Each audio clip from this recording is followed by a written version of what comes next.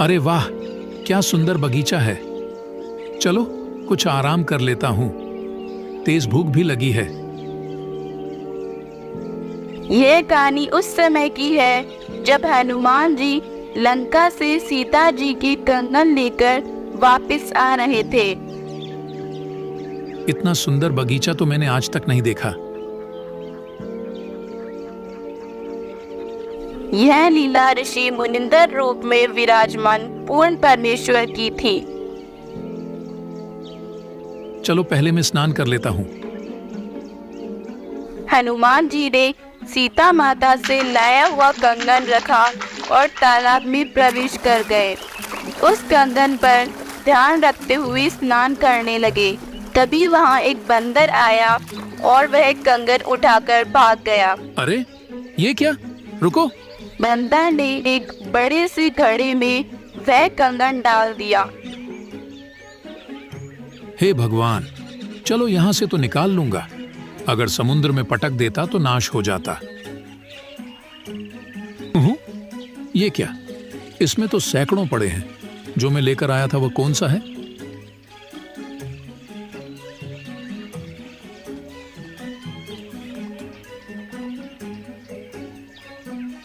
प्रणाम हो महात्मा जी। किसी बंदर ने मेरा कंगन आपके इस घड़े में डाल दिया है। कोई बात नहीं भाई, निकाल ले जाओ। लेकिन इसमें तो ऐसे ही सैकड़ों पड़े हैं। उनमें से मेरे वाला कौन सा है? भले आदमी, तेरा कंगन है और तू ही नहीं पहचान पा रहा है तो इसमें मैं कैसे बताऊं? महात्मा जी, आप तो जानते ही होंगे। दया कीजिए, मेरी पूरी मेहनत बेकार हो जाएगी। कैसी मेहनत? महात्मा जी, क्या आपको पता नहीं? मैं हनुमान हूं और लंका में सीता माता जी का पता लगा कर आया हूं।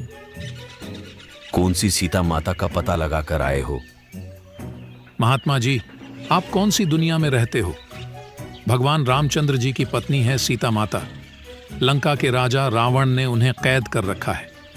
मैं उन्हें खोज कर आया हूं। ये कंगन उन्हीं का है। उन्होंने मुझे ये निशानी के रूप में दिया है। भाई, ये आपके रामचंद्र जी न जाने कितनी बार जन्म और मर चुके हैं। ये सृष्टि कोई आज से ही नहीं चल रही। न जाने कितनी बार आप जैसे हनुमान यहाँ आ चुके हैं और कितनी ही बार ये घटना घट चुकी है। महात्मा जी, अभी तो आप मुझे ये बताइए कि वह कंगन कौन सा है?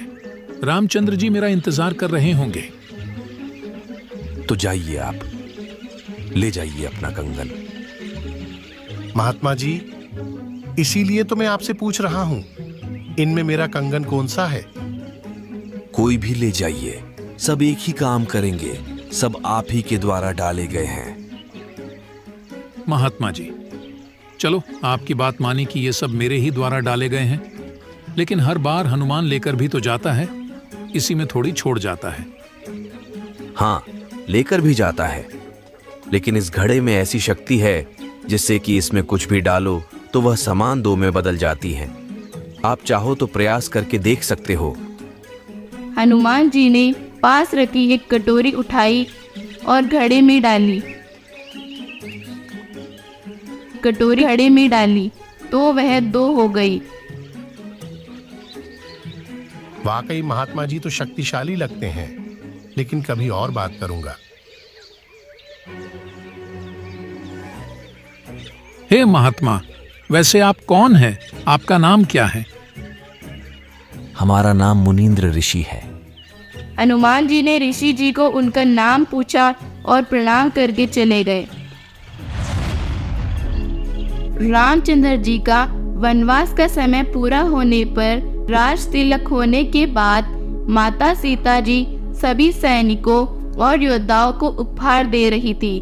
सीता जी ने हनुमान जी को खुश होकर सबसे कीमती मोतियों की माला दी।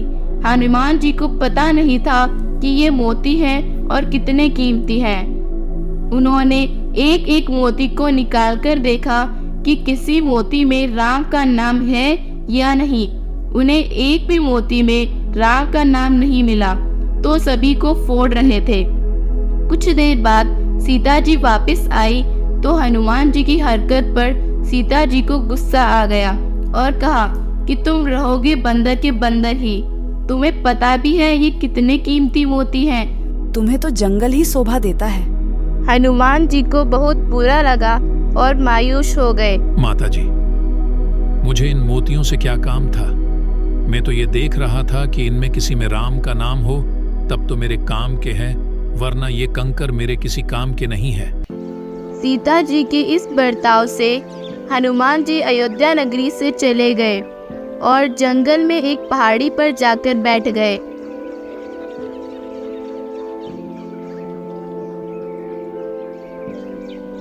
कुछ देर बाद वहां एक साधु आए। राम राम भाई हनुमान। राम राम जी महात्मा जी, आइए बैठिए।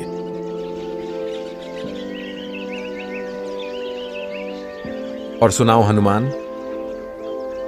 महात्मा जी, अयोध्या में भगवान रामचंद्र जी आए हुए हैं। 3 लोक के स्वामी रामचंद्र जी का आज राज्याभिषेक है। भाई हम तो उस राम के भक्त हैं जो कभी जन्मता मरता नहीं, वो मां के गर्भ से नहीं जन्मता। ये राम जी तो न जाने कितनी बार जन्म और मर चुके हैं। अच्छा, यही बातें मुझे एक मुनींद्र नाम के ऋषि जी भी कह रहे थे। जब मैं लंका से लौट रहा था तो वो मुझे एक सुंदर बगीचे में मिले थे। आप उन्हीं के शिष्य हो क्या? वो मैं ही था हनुमान, और तुम्हारे लिए ही यहाँ आया हूँ। हनुमान जी ने उसी समय कबीर परमेश्वर जी के चरणों में गिर गए। क्षमा कीजिए भगवान, हम तो तुच्छ बुद्धि के जीव हैं। कृपया करके मुझे आपका संपूर्ण ज्ञान समझाइए और सत भक्ति प्रदान कीजिए। ऋषि मुनिंदर जी उन्हें पूर्ण परमेश्वर की जानकारी देने लगे और कहा कि देख लिया इस दुनिया का स्वर्ण। अगर आप जैसे योद्धा न होते तो श्री राम जी का युद्ध जीत पाना संभव नहीं था, लेकिन फिर भी इन्होंने आपके साथ क्या किया। हनुमान जी को परमात्मा की सब बातें समझ आ रही थी। हनुमान जी ने ऋषि जी से सत्य भक्ति ग्रहण की और उस आदिराम सनातन परमात्मा की भक्ति करनी प्रारंभ की। इस प्रकार हनुमान जी का मोक्ष हुआ। ये अनमोल ज्ञान जगत गुरु तत्वदर्शी संत रामपाल जी महाराज के सत्संगों का अंश मात्र है। संपूर्ण आध्यात्मिक ज्ञान के लिए सुनिए संत रामपाल जी महाराज के मंगल प्रवचन। आप संत रामपाल जी महाराज जी के मंगल प्रवचन संत रामपाल जी महाराज एप्लीकेशन पर भी सुन सकते हैं तथा उनके द्वारा लिखी पुस्तकें भी डाउनलोड कर सकते हैं।